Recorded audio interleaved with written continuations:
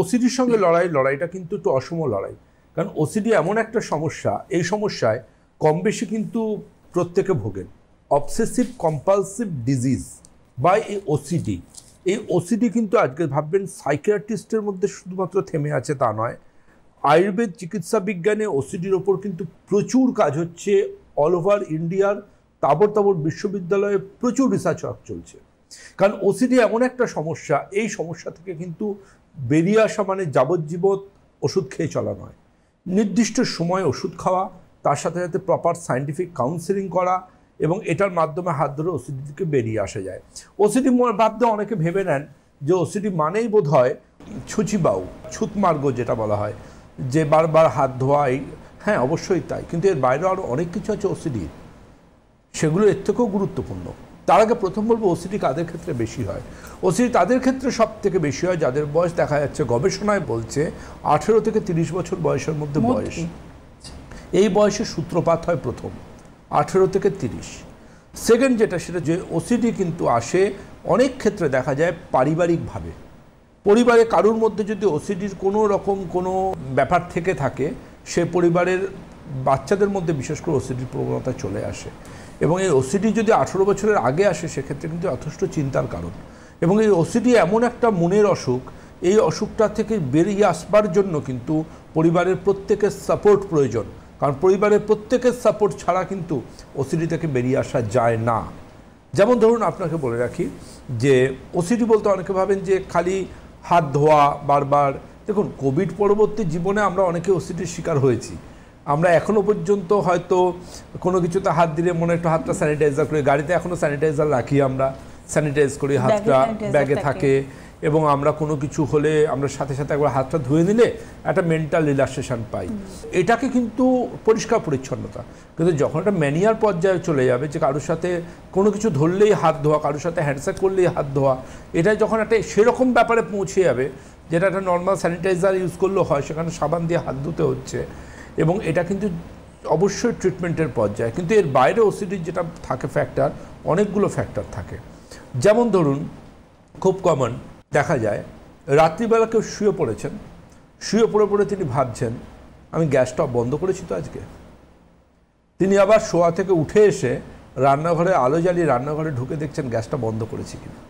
কেউ রাত্রে শুয়ে পড়েছেন, তিনি ভাবছেন আমি মেন গেটটাতে তালা দিয়েছি তো আজকে, ছিটকিনিটা দিয়েছি তো দরজার। তিনি আবার মেন গেটের কাছে গিয়ে চেক করে দেখছেন যে হ্যাঁ, আমি তালাটা দিয়েছি। অনেকে গাড়ি লক করলেন, বাড়ির সামনে লক করে নেমে আসার পর বাড়িতে আসার পর ভাবছেন আমি গাড়িটা লক করেছি তো, তিনি আরও একবার গিয়ে গাড়ির লকটা চেক করছেন। কেউ বাড়ি থেকে অফিস যাচ্ছেন, হাফ রাস্তা চলে গেছেন গাড়িতে বা বাসে বা ট্রেনে, তার মনে হচ্ছে এইটা আমি তো বাড়িতে তালা দিয়ে বেরোইনি। তিনি আবার সেখান থেকে বেরিয়ে আবার তিনি রিটার্ন বাস ধরে বাড়ি গিয়ে তিনি আবার বাড়ির লকটা চেক করে দেখছেন যে হ্যাঁ, লক তো করেছি আমি। শুধু তাই নয়, মনের মধ্যে কুচিন্তা আসা, ধরুন ঠাকুর পুজো হচ্ছে, সব কিছু আছে, সেই সময় একটা প্রচণ্ড কুৎসিত বা অশ্লীল দৃশ্য মনে চলে আসা, এটাও কিন্তু ওসিডির আরেকটা লক্ষণ। এবং ওসিডি কিন্তু ভীষণ কমন, এটা কিন্তু রেয়ার অসুখ নয়, এটা হর ঘর কি কাহানি, কেউ বলে কেউ বলে না, এটা অনেকভাবে সামনে আসে। ধরুন আপনার মনে হচ্ছে যে আপনি জলের পাম্পটা চালিয়েছেন, কিন্তু আপনার মনে হচ্ছে যে জলের ট্যাঙ্ক ওভারফ্লো হয়নি, কিন্তু আপনার মনে হচ্ছে ওভারফ্লো হয়ে গেছে, জলের আওয়াজ পাচ্ছেন, বন্ধ করছেন।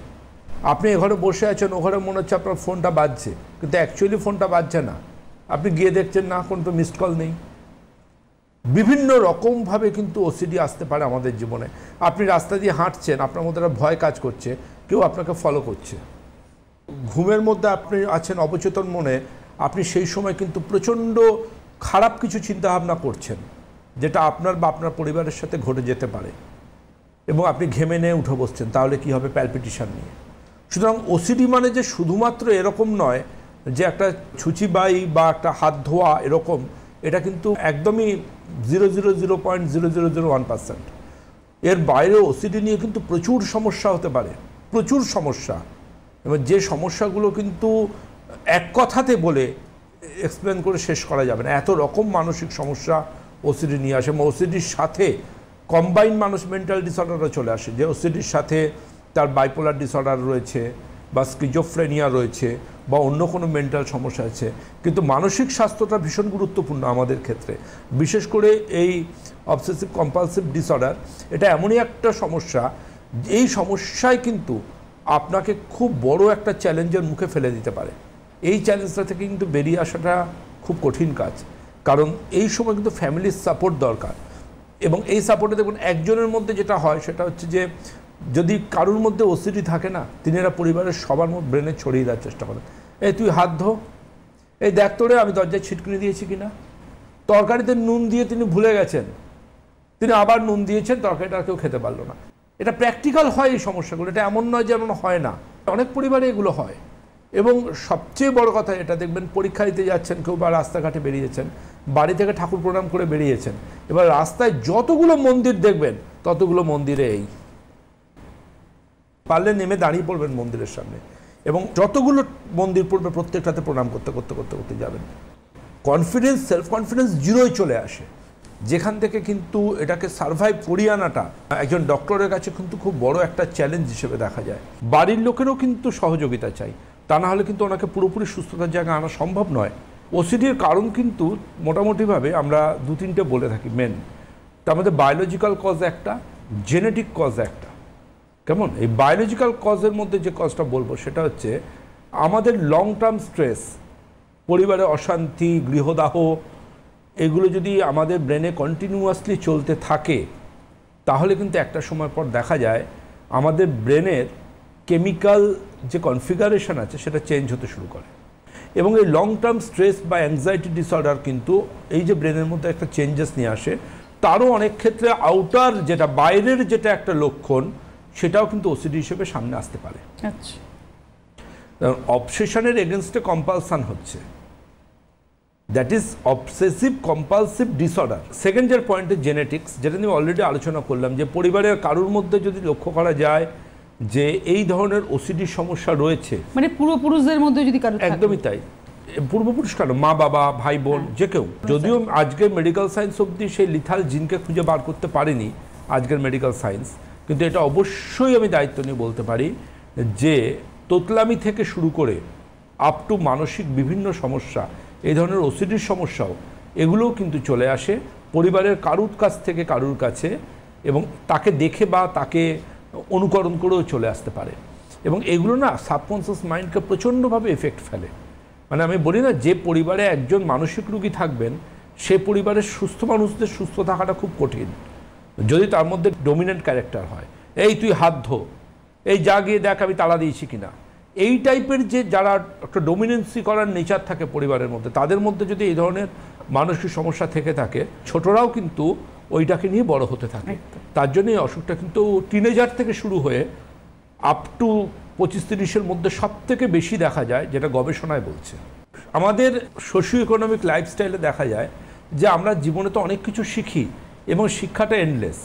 এবং মানসিক রোগের ক্ষেত্রেও কিন্তু মানুষের মধ্যে একটা ব্যাপার থাকে যে আমার এটা হচ্ছে আমি ডাক্তারবাবুর কাছে কেন যাব, আমি কি মেন্টাল পেশেন্ট নাকি। দেখুন, আমরা একটা কমপ্লিট পার্সোনালিটি তাকে বলি যার শরীর এবং মন দুটোই কিন্তু সঠিক। যদি আমি মনে করি যে আমার অ্যাসিডিটি হচ্ছে, আপনি জেনে রাখুন যে আপনার কিন্তু মেন্টাল পেশেন্ট হওয়ার চান্স বেশি। আপনার লাইফে যদি আইবিএস থাকে, অর্থাৎ ইরিটেবল বাওয়েল সিনড্রোম থাকে, সেক্ষেত্রে কিন্তু আপনি ডিপ্রেশনের রোগী হবেনই হবেন। হয় ডিপ্রেশনের জন্য আপনার আইবিএস আসবে, অথবা আইবিএসের জন্য আপনার ডিপ্রেশন আসবে। আমাদের দুটো জিনিস ভাবতে হবে, সেটা হচ্ছে যে দেখুন, এমনও অনেক ওষুধপত্র অনেক মানুষ খান যে ওষুধগুলোর এফেক্টে কিন্তু মানসিক সমস্যাও আসে। যেমন একটা পেনকিলার লিভারকেও ক্ষতি করছে, আমাদের কিডনিকেও ক্ষতি করছে, হার্টকেও ক্ষতি করছে, তেমন কিন্তু এমন অনেক ওষুধ আছে যেগুলো কিন্তু আমাদের মেন্টাল হেলথকেও ক্ষতি করে। আপনি লক্ষ্য করে দেখবেন যারা আইবিএসের পেশেন্ট, তাদের এতটাই ডিপ্রেশন থাকে, তারা কোনো কাজে যাচ্ছেন, গুরুত্বপূর্ণ কাজে, আজ কোর্টে একটা হিয়ারিং আছে বা কোনো ইন্টারভিউ আছে বা গুরুত্বপূর্ণ কোনো একটা মিটিং রয়েছে, সেক্ষেত্রেও কিন্তু মনে হয় যে তারা মনে হয় ল্যাট্রিন থেকে ঘুরে আসি। এটা কিন্তু খুব বড় একটা চ্যালেঞ্জ তাদের কাছে। আর সেকেন্ডারি যেটা ম্যাটার, যে এটাকে কিন্তু পুরোপুরি সুস্থ জীবনে ফিরিয়ে আনা সম্ভব, পুরোপুরি। ওসিডির আরেকটা বড় লক্ষণ বলছি আপনাকে, দীর্ঘমেয়াদী ঠাকুর পুজো করা।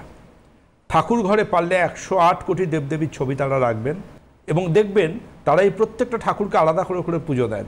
এই ঠাকুরের জন্য এই ফুল, ওই ঠাকুরের জন্য ওই পাতা, এবং ওই ঠাকুরের জন্য ওই মন্ত্র, তো এই ঠাকুরের জন্য সেই মন্ত্র। এবার এইগুলো করতে করতে তাদের ঠাকুর ঘরে একটা বিভৎস বড় সময় তাদের চলে যায়। এটাও কিন্তু ওসিডির লক্ষণ। কেউ স্নান করছেন, 10-15 মিনিটে স্নান করে চলে আসতেন আগে, এখন কিন্তু তিনি দীর্ঘমেয়াদী 1 ঘন্টা ধরে স্নান করে চলেছেন, সেটাও কিন্তু ওসিডির লক্ষণ। আরও একটা ওসিডি আসে কাদের মধ্যে জানেন?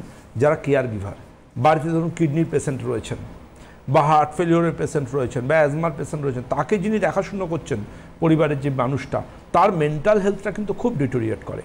কিন্তু হেলথ যেভাবেই ডিটোরিয়েট করুক না কেন, আয়ুর্বেদ চিকিৎসা বিজ্ঞান রয়েছে আপনার পাশে।